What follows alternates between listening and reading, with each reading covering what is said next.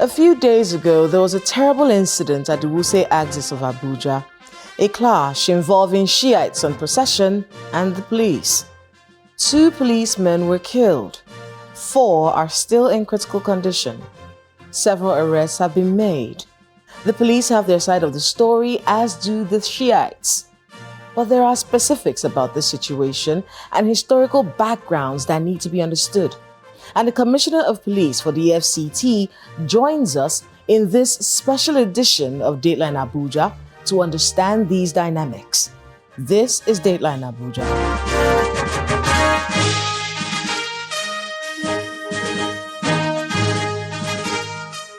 Hello and welcome to Dateline Abuja. I'm Kayla Magwa. Let's begin with a rundown of the major stories from Nigeria's seat of power. President Bola Tinubu departed Abuja for Beijing, China on an official visit.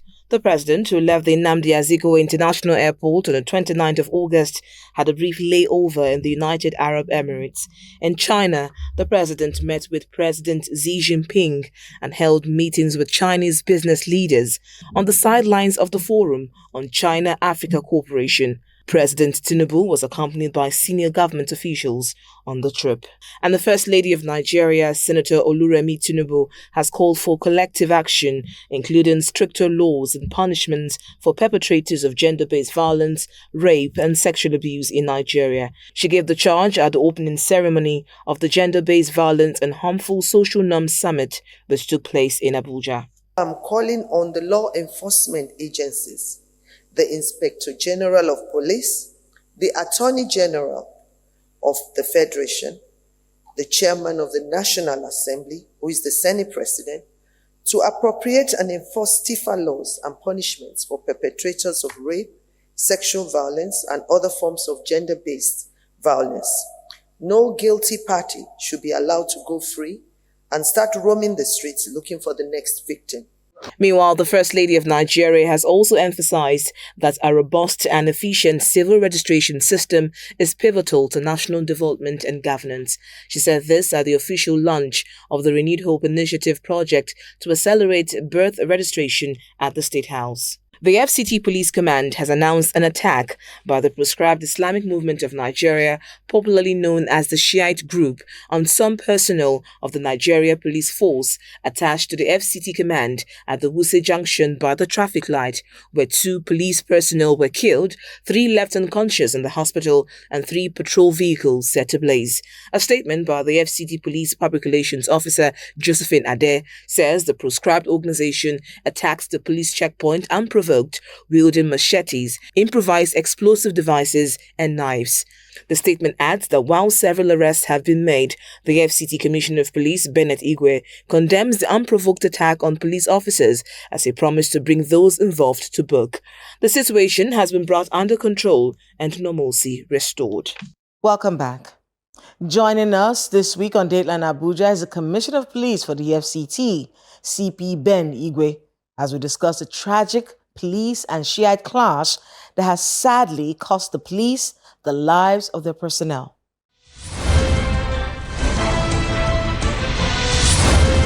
CP Ben Igwe, welcome again to Dateline Abuja. Thank you. Condolences. Thank you. To you and the entire police force about this Shiite police officers' clash. I want to be able to understand, and I'm sure a lot of us need clarification, because we're seeing a lot of things online. We've seen some Shiite leaders online saying they didn't start this wasn't us.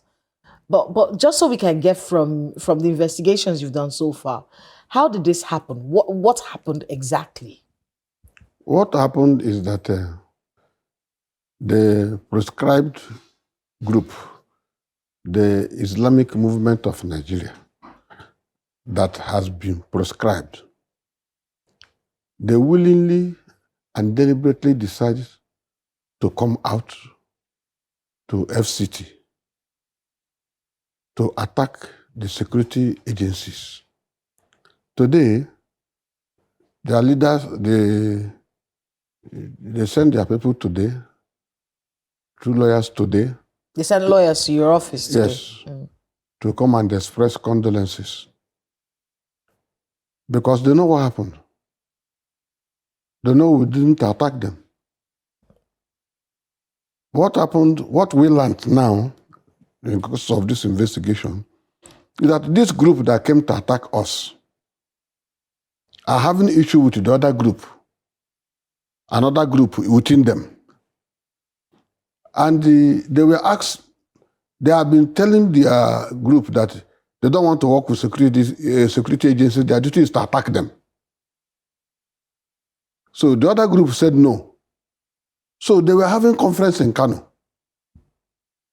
This one said no. They have to attack the security agencies. So, and that is what happened. So let me understand this. Were they on procession? It will start by like procession. Okay, so they were on procession in Wuse. In Wuse. Zone 4, I think, that area. It was procession to be. Okay, it was supposed, they were gathering for the procession. Yes, they have gathered and they were already moving. Was police protecting them during this procession? The police we deployed. Okay, you knew that there was going to be a procession? We didn't know that there would be a procession. Okay. They didn't give us, they wrote a letter saying that they may process in an area like Mararaba, not within FCT. Okay. So we have equally been cordoning off FCT because we know where they want to come in to cause trouble in order to receive attention is in FCT. We'll get to it because a lot has been happening before this. Yes. We'll get to that shortly. Yes. But just so we can understand, so they were getting together for a procession in Wuse. They have already gotten together. Okay, so the procession had started. They have started. Okay, then what happened? Where were the police? The police were on the road. Okay, randomly on the road or protecting them? Randomly on the road. Okay. In order to Wuse Junction. Yes. To Wuse Market. Yes. There are always police deployment there. Yes, yes. Because of the market. Mm. And we have 3 vehicles there always. So those are the policemen posted in that vehicle for security protection. That is what happened. So they were moving on the procession, yes. Saw the police vehicle, yes. And just attacked. Yes, you saw the video now. I've seen the video. The video that went viral before they start burning the police vehicle. Yes. If you check there, there's no policeman there. When they killed that policeman that was lying on the ground. Yes. So they just, because, it's befuddling. Unwarranted attack. No one said, move away from the road. No one talked to them. They just randomly came and started attacking the police. In the press briefing, you can see the cutlasses we recovered with the blood stains. You understand? If you see the wounds they gave the policemen, not only shooting, the wound, the cuttings, is the most aspect of wickedness. As a proscribed group. Yes, proscribed. Are they allowed to protest? No. To do processions? No. They don't have right of assemble. They don't have right of protest. But we see them assemble. They assemble at the stadium from time to time. I remember that we had to move away. We had to be able, in fact, they had to direct traffic away from the National Stadium. The last time they had their gathering there with the whole street littered, but we understood that it was them and they had been moved to a particular area. Is that the case? Are they allowed to assemble in particular areas? They are not allowed to assemble. They have been proscribed. Islamic movement of Nigeria has been proscribed. They have been trying to fight the proscription, but they have not succeeded. As it stands today, they are proscribed. They don't have right of assemble. They don't have right of protest. They are illegal group. Just so people who are watching can understand what that means. Why are they proscribed? What did they do? Because I think the government looked at, in its wisdom, saw that they have been violent.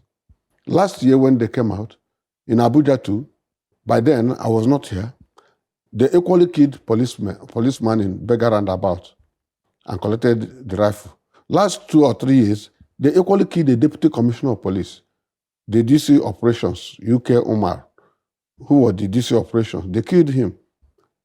After we said, I'm coming to this central area, they equally killed him. So this is the way. It's not only here.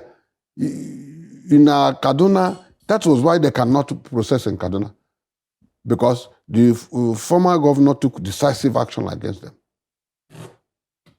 because they know them to be violent in nature. And that's why the federal government went ahead to prescribe them. But they have been fighting that prescription, you said? They have been fighting it, but they cannot succeed. Okay. Let's look at the numbers, because it's a good thing that you brought up this situation, because I have personally seen a policeman killed, around not far from Foreign Affairs some years ago. Yes. And it was, at the time, there was this same procession going on and the chanting, and then it went violent. We even lost one of our staff members at the same time. Yes. So let's talk a bit about the history of the police and the Shiites. You interestingly said in the beginning of this conversation that the lawyers came to your office today to have a conversation and to condone with the police and explain that, these ones that attacked are not us.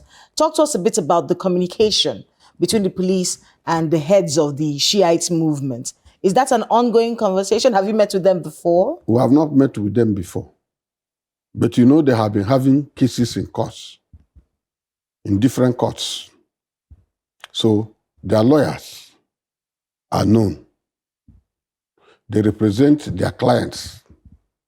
We know their clients. The lawyers may not know what their clients are doing, but maybe they engage them in one reason or the other. So, but the issue now is that I think the Islamic movement of Nigeria, I think it started since 1979. It's a very old movement. Very old. So, and since then, the government has been fighting them. When they came in, they showed radicalism. They showed that they have been radicalized. And that's the problem. So when a radicalized person is on the street, everything annoys him. The policemen that were killed, they were killed right there on the spot. You saw them on the ground there. They were it was machetes, yes. Not guns, but machetes and some openings are guns. So you're saying they used guns? Yes. For this attack? You can see the video went viral. We started to show it.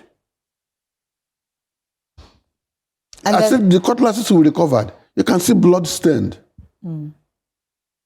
So when the attack happened, they called for reinforcements. So the police That is how the police now came in. And then you started arresting all the people that were on the... We started arresting them. Last time we saw you... And we recovered a lot of things from them. Yes, we saw the parade of suspects and... Yes. And the weapons. One of the people that we spoke to at that parade, a young woman, and the reporter had asked her, "Are you aware that your group killed 2 policemen?" She said, "We're not aware of that." Is it possible that some other people infiltrated? That's where the conversation is coming from.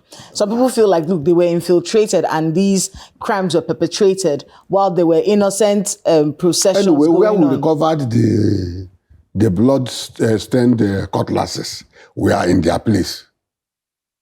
So how can you say that we are not aware? You understand me? What they do in the procession, this is the 3rd killing they are doing here.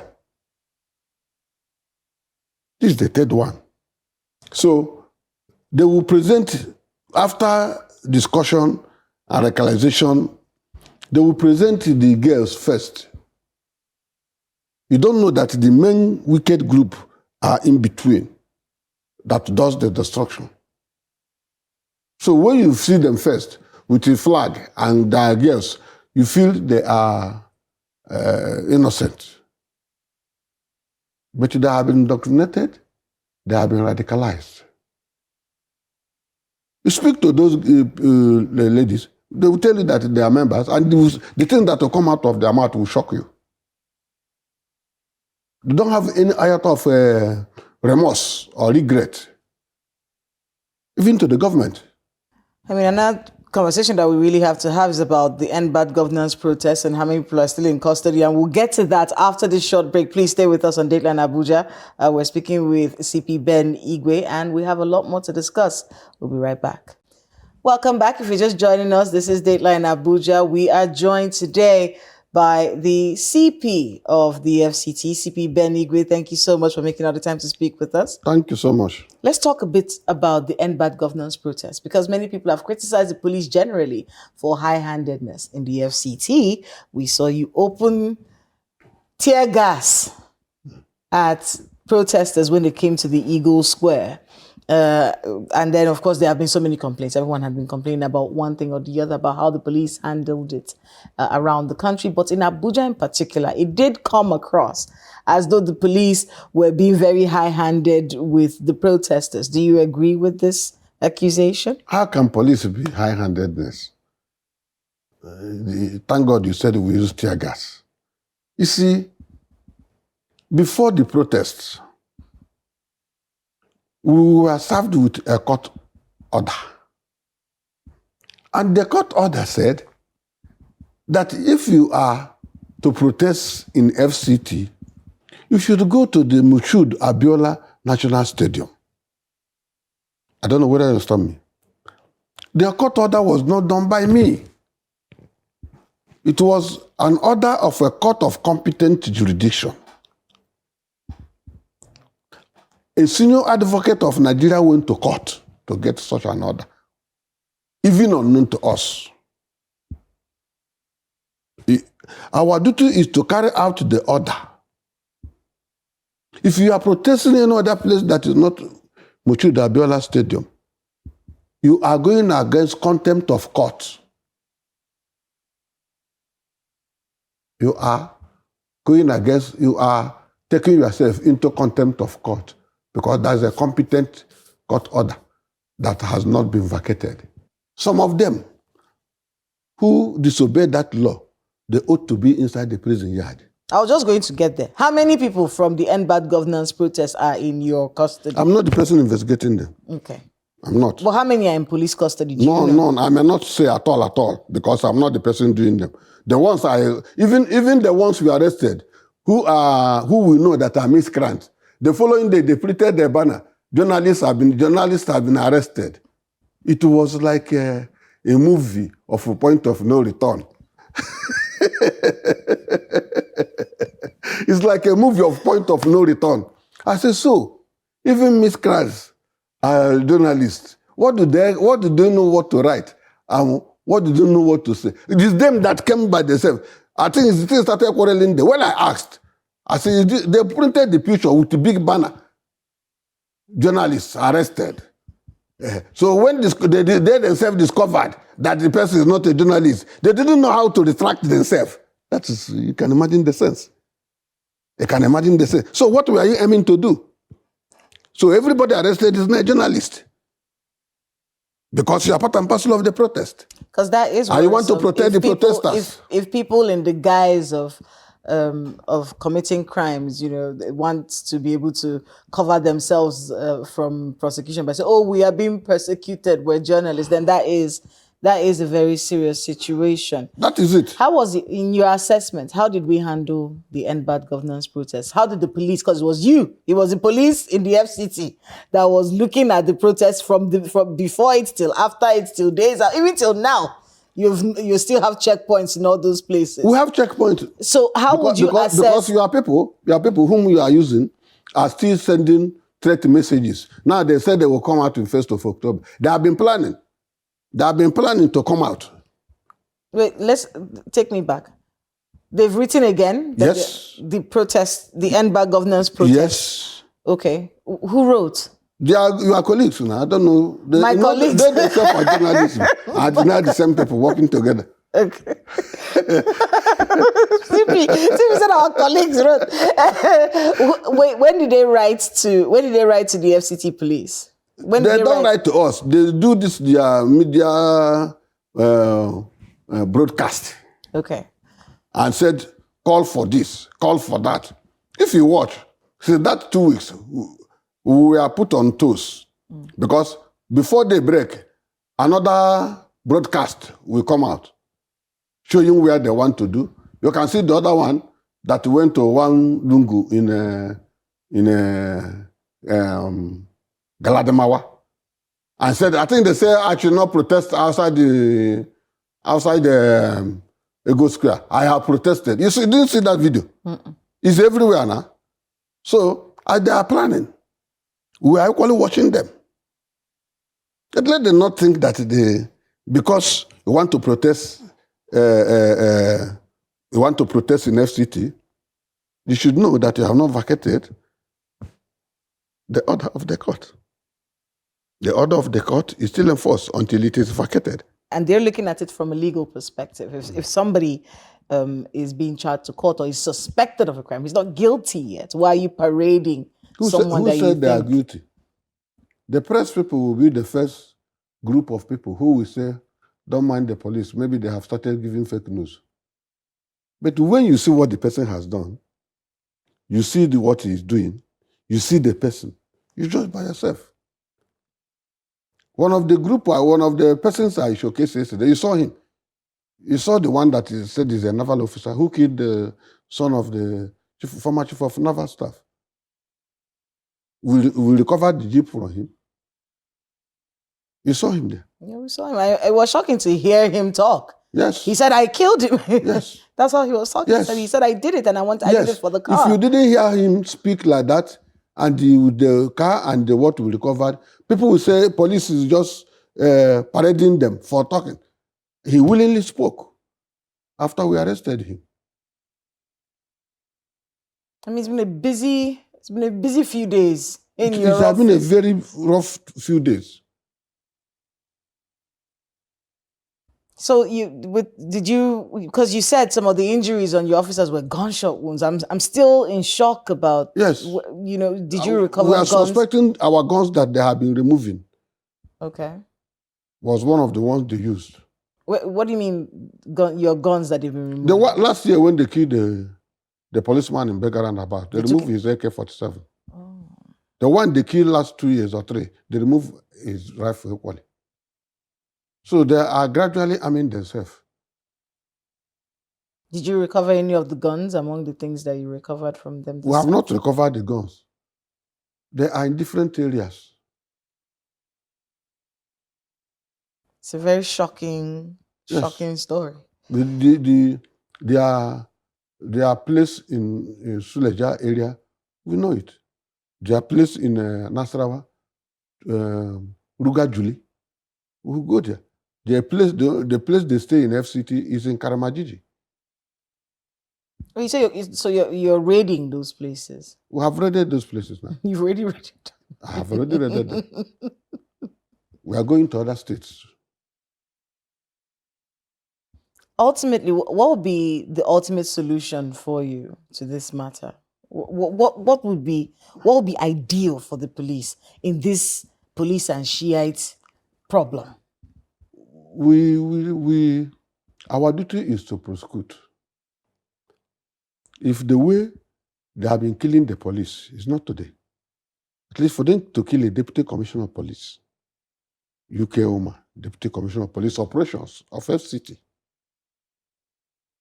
and for them to have killed the ASP just last year and collected their rifle, and this one again, too, they should know that they are the people calling for war. Because it's not when police start doing something tomorrow, somebody will come out to say nonsense. Would you describe the situation right now as war? Is the police at war with these people right now? We are not at war with them, but they have started killing us. To the FCT residents as you leave us. FCT residents, I want to thank all of you for so far so good. You may not understand the traditional crimes that we have been fighting in FCT. I thank all of you for credible and a lot of informations that has been helping us to keep FCT safe. If not these people who came recently, the proscribed group, to cause us this killing the policemen, FCT have been safe. And people are going about their normal business. People sleep with their 2 eyes closed. When I go to the villages, the hinterlands, the farmers are back to their farms. From Buwari to the last village in Buwari, to the last village in Abaji, to Kuje, to Gwagwalada, everywhere is calm. And the people are happy. Even though we are having volatile neighbors.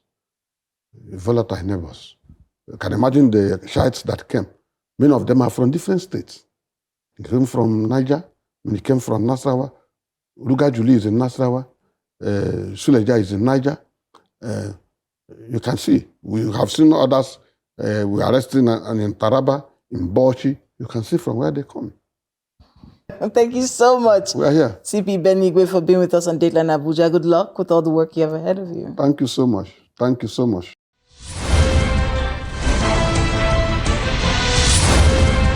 Thanks to my guest and to everyone who spoke to us today on the program. Join this conversation and let us know the happenings in your neighborhood using the social media handle showing right now on your screens. Thank you so much for watching. I'm Kayla Magwa. See you next time.